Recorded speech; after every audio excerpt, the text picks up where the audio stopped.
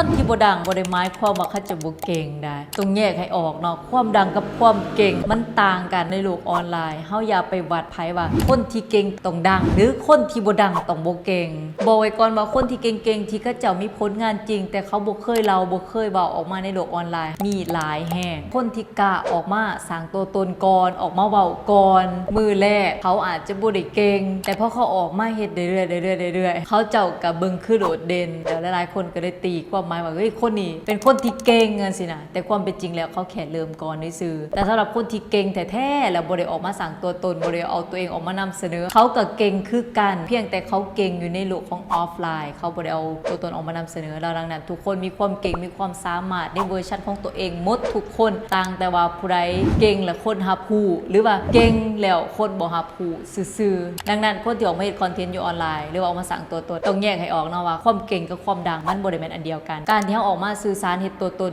อยู่ออนไลน์หมายว่ามันเป็นการสื่อสารซื่อๆถ้าผู้ใดสื่อสารเป็นสามารถนำเสนอความเป็นตัวตนของตัวเองนำเสนอสินค้านำเสนอบริการของตัวเองได้นั่นก็เก่งในเวอร์ชันของเขาเนาะดังนั้นให้ทุกคนแยกประเด็นให้ออกเด้อ